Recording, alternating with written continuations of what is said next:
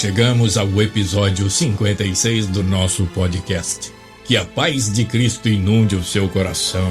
É uma honra ter você aqui comigo. Não se esqueça de fazer o download dos episódios anteriores e, se puder, compartilhe. Você pode estar abençoando vidas. O nosso tema de hoje é Paulo a Timóteo, 3 exortações que nos alcançam.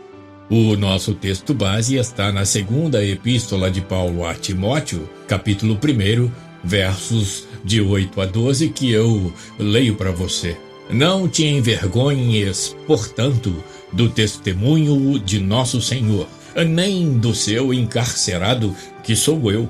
Pelo contrário, participa comigo dos sofrimentos a favor do Evangelho segundo o poder de Deus, que nos salvou e nos chamou com santa vocação, não segundo as nossas obras, mas conforme a sua própria determinação e graça, que nos foi dada em Cristo Jesus antes dos tempos eternos e manifestada agora pelo aparecimento de nosso Salvador Cristo Jesus, o qual não só destruiu a morte, como trouxe à luz a vida e a imortalidade mediante o Evangelho, para o qual eu fui designado pregador, apóstolo e mestre, e por isso estou sofrendo estas coisas. Todavia não me envergonho, porque sei em quem tenho crido, e estou certo de que ele é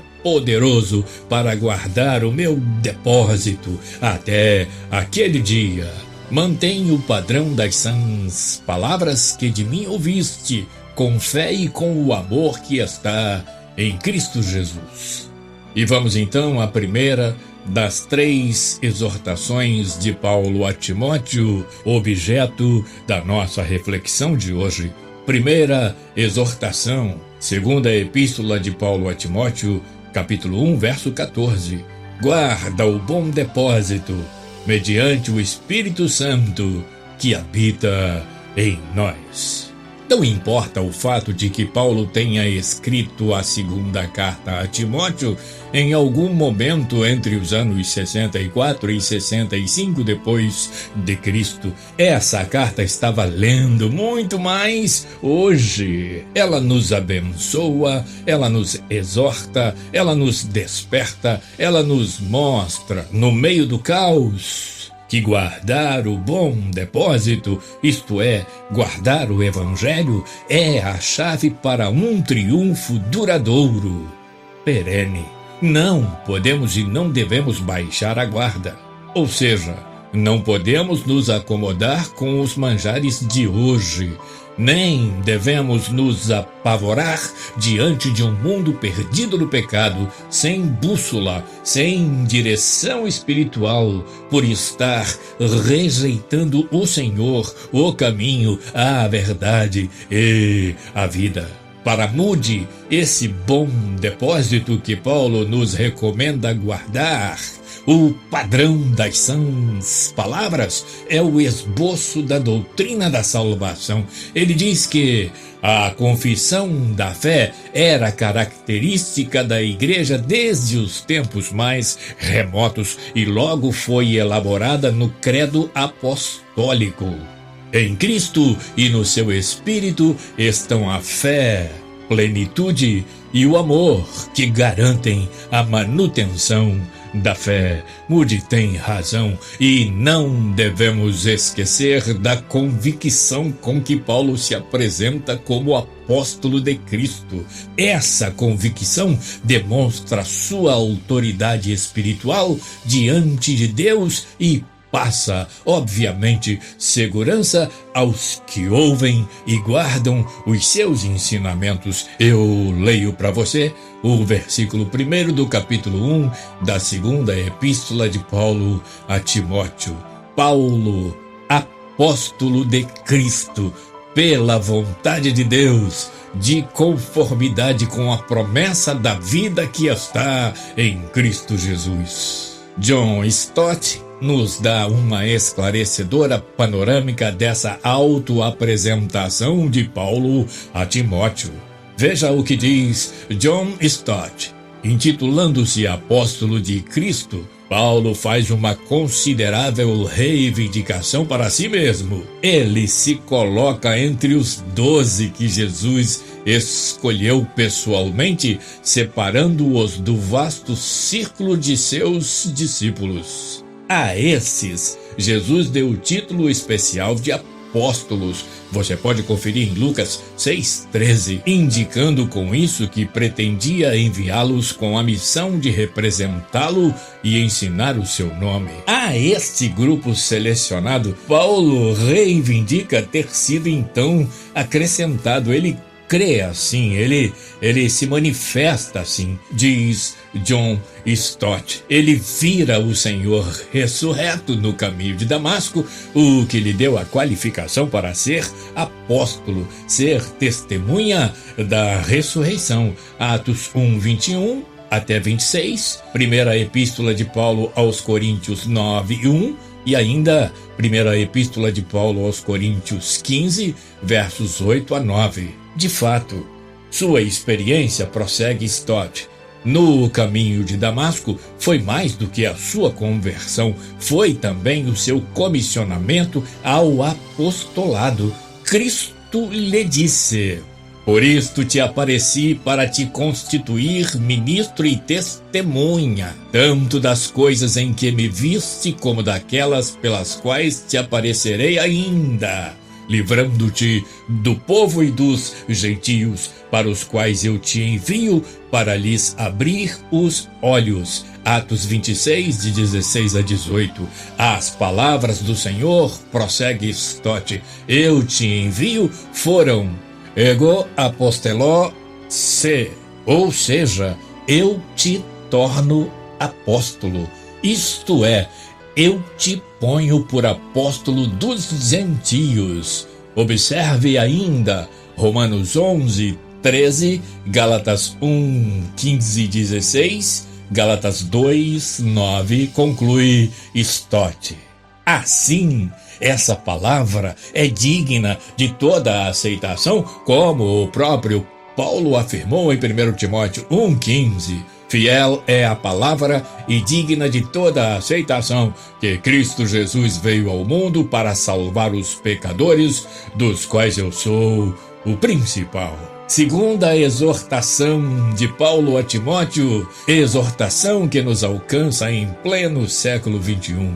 Sofre pelo Evangelho. Eu leio para você, segunda epístola de Paulo a Timóteo, capítulo 2, de 1 a 3. Tu, pois, meu filho, fortifica-te na graça que está em Cristo Jesus. E o que de minha parte ouviste através de muitas testemunhas, isso mesmo transmite a homens fiéis e também idôneos para instruir a outros. Participa dos meus sofrimentos como bom soldado de Cristo Jesus. Nesse texto, Paulo começa com o encorajamento. Veja, fortifica-te na graça que há em Cristo Jesus, e com a recomendação de repartir o conhecimento. Repartir o conhecimento de forma racional, de forma inteligente e de forma que o repartir se torne um multiplicar. Timóteo seguiu a orientação, muitos outros seguiram a orientação. Nós estamos seguindo a orientação, sofrendo e pregando. Paulo estava reverberando a palavra do salmista. Você lembra? Aquele que leva a preciosa semente andando e chorando voltará, sem dúvida, com alegria, trazendo consigo os seus molhos. Salmo 126, verso 6. E por falar em repartir e multiplicar esse conhecimento, essa orientação, o site religiãoculturamix.com publicou no ano passado que Uma pesquisa recente realizada pelo Instituto de Pesquisa norte-americano Pew Research estima que cerca de 31,7% da população mundial, cerca de 2 bilhões e 180 milhões de pessoas, declaram-se seguidoras da fé cristã, destacando-se como principais tradições cristãs a católica com 51,4% dos adeptos, seguida pela evangélica com 36% dos adeptos. Em grande parte são seguidores da linha pentecostal e em terceiro lugar estão os ortodoxos com 12,6%. Você se lembra? Eu repito, o Senhor Jesus começou com 12. Já estamos falando em mais de 2 bilhões de pessoas em toda a face do mundo. Isso quer dizer que o que Paulo ensinou, Timóteo fez. E os outros fizeram, graças a Deus, muitos ainda o fazem. Volto-me outra vez nesse ponto a John Stott, que aborda essa orientação de Paulo sobre a divulgação da verdade divina, sobre o repartir e multiplicar. Veja o que diz John Stott. Aqui estão, pois, os 4 estágios da transmissão da verdade destacados por Paulo. De Cristo a Paulo, de Paulo a Timóteo, de Timóteo a homens fiéis e de homens fiéis a outros. Esta é a verdadeira sucessão apostólica. Prossegue Stott. Tal sucessão dependeria de homens, de uma série de homens fiéis, mas essa sucessão dos apóstolos refere-se mais à mensagem em si do que aos homens que a ensinem. Deve ser antes uma sucessão da tradição apostólica do que de autoridade, de sequência ou de ministérios apostólicos.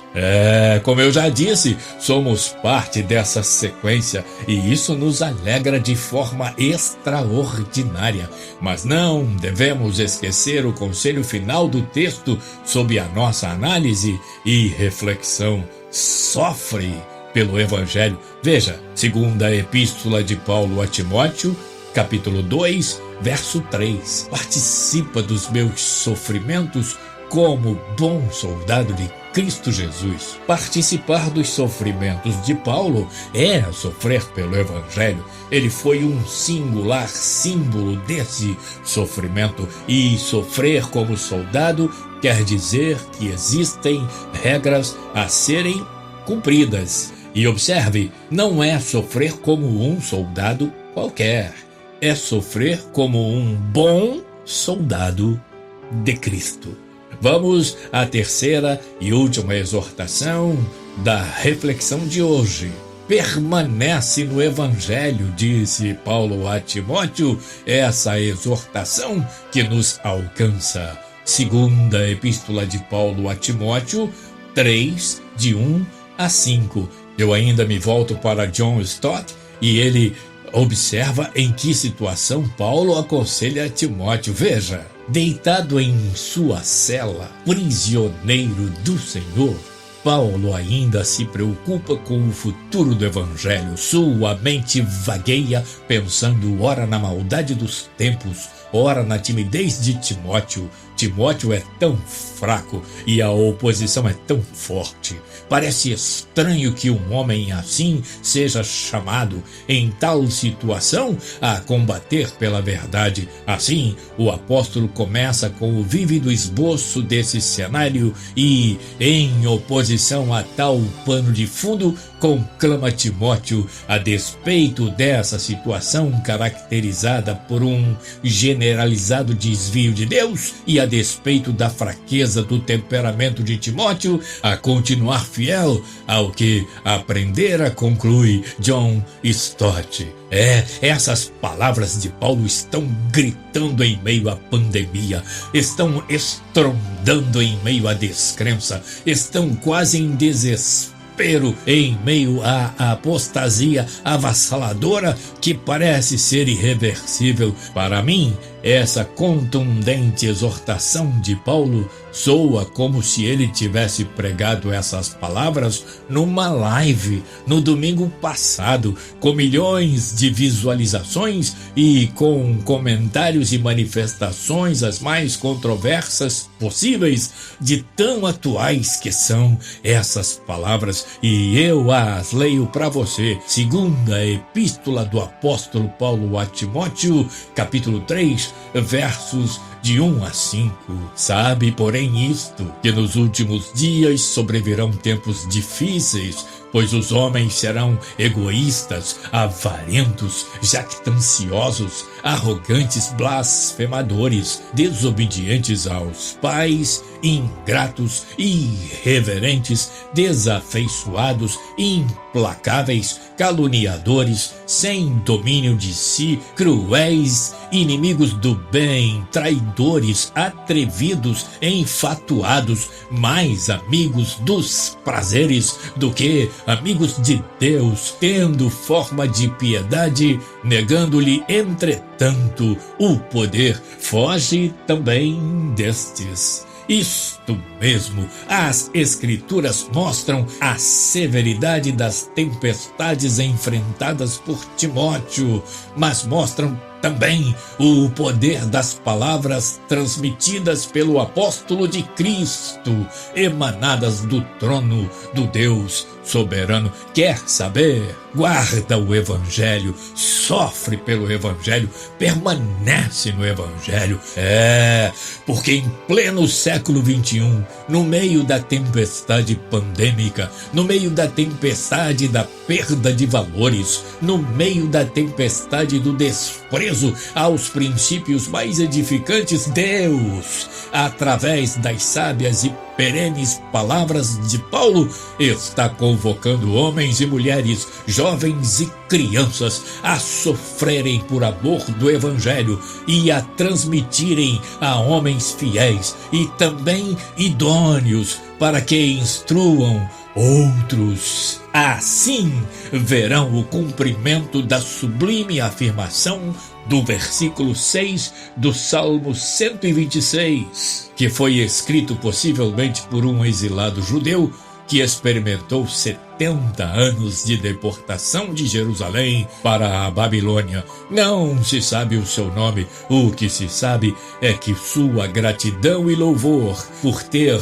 retornado a Sião são e salvo está registrada como um cântico de celebração ou como um cântico dos degraus. Veja o texto que eu repito para você: aquele que leva a preciosa semente andando e chorando voltará sem dúvida com alegria, trazendo consigo os seus molhos. E para fechar com chave de ouro, como diz o chavão popular, trago um trecho das bem-aventuranças de Jesus, nosso Senhor, que confirmou e ampliou a afirmação do salmista.